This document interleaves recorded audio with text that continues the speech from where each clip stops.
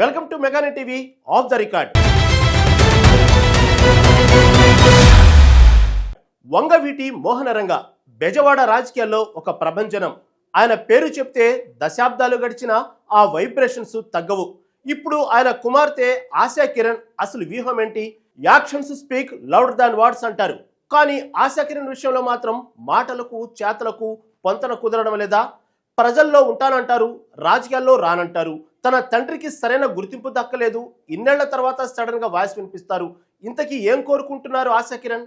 ఆమె మాటల్లో clarity miss అయిందా, లేక వ్యూహాత్మకంగా ప్రత్యర్థులకి చెక్మెట్ పెట్టేందుకు అందరినీ కన్ఫ్యూజ్ చేస్తున్నారా? వంగవీటి ఆశా కిరణ్ వ్యవహారశీలిపై ప్రత్యేక కథనం.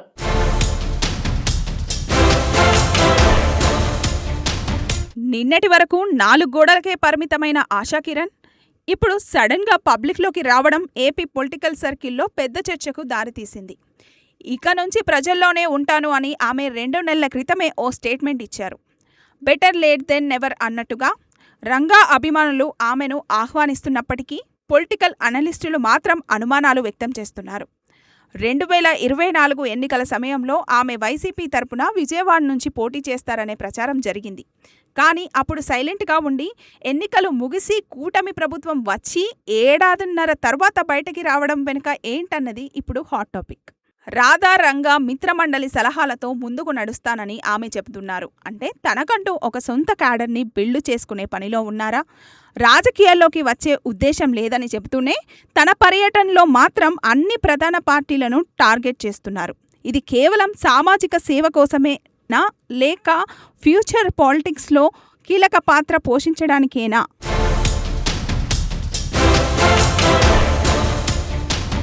వంగవీటి రంగా వారసుడిగా ఆయన కుమారుడు రాధా ఇప్పటికే రాజకీయాల్లో ఉన్నారు.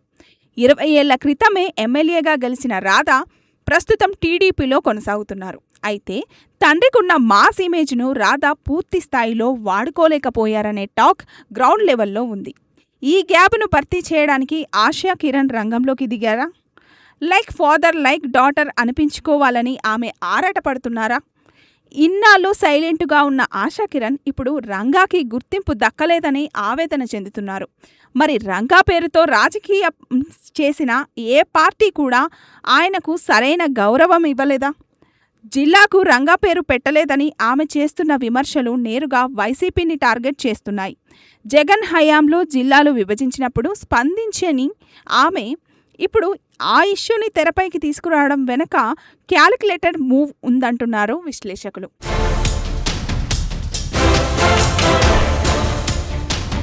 వంగవీటి రంగా మరణం తర్వాత ఆ మాస్ ఇమేజ్ను క్యారీ చేయడంలో రాధా సక్సెస్ అయ్యారా అంటే గ్రౌండ్ లెవెల్లో మిశ్రమ స్పందన కనిపిస్తుంది. 20 ఏళ్ల క్రితమే ఎమ్మెల్యేగా గెలిచినప్పటికీ ఆ తర్వాత జరిగిన పొలిటికల్ షిఫ్ట్ల వల్ల కొంత నెమ్మదించారనే చెప్పాలి. సరిగ్గా ఇదే గ్యాప్ను భర్తీ చేయడానికి ఆశా కిరణ్ సిద్ధమయ్యారు.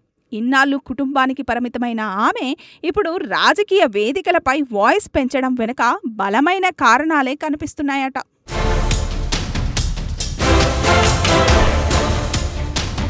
ఆశా కిరణ్ ప్రధానంగా లేవనెత్తుతున్న అంశం రంగాకు దక్కని గౌరవం. బెటర్ లేట్ దెన్ నెవర్ అన్నట్టుగా ఇప్పుడు ఆమె జిల్లాకు రంగా పేరు పెట్టలేదని అంశాన్ని హైలైట్ చేస్తున్నారు. జగన్ హయాంలో జిల్లాల విభజన జరిగినప్పుడు సైలెంట్గా ఉన్న ఆమె ఇప్పుడు ఈ ఇష్యూని తెరపైకి తీసుకురావడం వెనుక వ్యూహాత్మక రాజకీయం కోణం ఉందంటున్నారు విశ్లేషకులు. రంగా పేరుతో ఓట్లు దండుకున్న పార్టీలు ఆయనకు సరైన గుర్తింపు ఇవ్వలేదని ఆమె చేస్తున్న విమర్శలు నేరుగా ఎవరిని టార్గెట్ చేస్తున్నాయో అర్థం చేసుకోవాలి.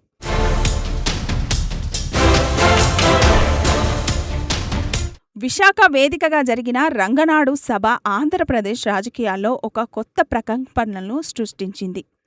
ఆశా కిరణ్ తన మొదటి అడుగులోనే ఘాటైన విమర్శలతో విరుచుకుపడ్డారు. సభ నిర్వహణలో టీడీపీ ప్రభుత్వం ఆంక్షలు విధించిందని, ఇబ్బందులకు గురిచేసిందని ఆమె చేసిన ఆరోపణలు ఇప్పుడు చర్చకు దారితీశాయి.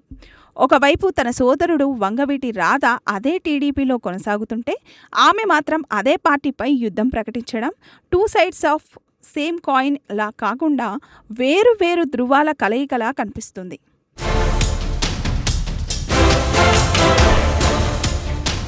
ఆమె విమర్శలు కేవలం టీడీపీకే పరిమితం కాలేదు. వైసీపీ గత పాలనను తప్పుపడుతూనే జనసేన వైఖరిని కూడా ఆమె ఎండగట్టారు.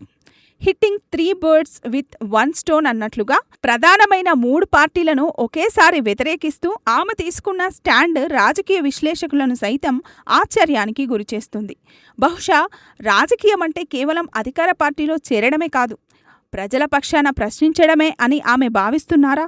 కానీ ఆమె మాత్రం ఆ కష్టమైన దారినే ఎంచుకున్నట్లు కనిపిస్తుంది.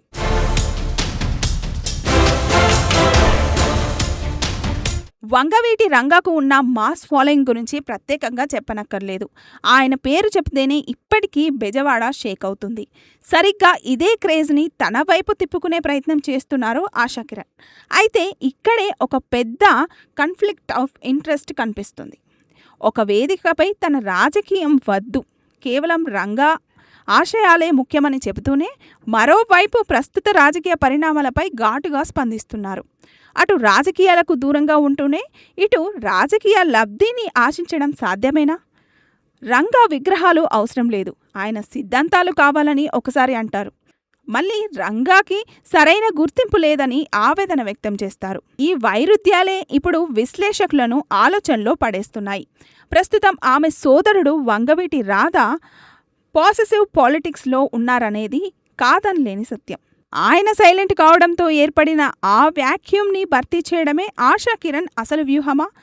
తనకంటూ ఒక ప్రత్యేక ఓటు బ్యాంకును సెట్ చేసుకునే వరకు ఈ సస్పెన్స్ని మెయింటైన్ చేస్తున్నారా?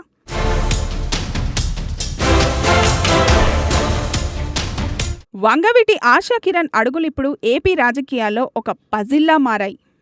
ఆమె పర్యటనలు, ప్రసంగాలు కేవలం రాజకీయ వర్గం కోసమేనా లేక అసెంబ్లీ మెట్లు ఎక్కడం కోసమా అనేది కాలమే నిర్ణయించాలి. ప్రస్తుతానికి ఆమె మాటల్లో క్లారిటీ కన్నా కన్ఫ్యూజనే ఎక్కువగా కనిపిస్తుంది. మరి ఈ కన్ఫ్యూజన్ వెనుక ఉన్న అసలు స్ట్రాటజీ ఏంటో తెలియాలంటే మరికొన్ని రోజులు వెయిట్ చేయాల్సిందే.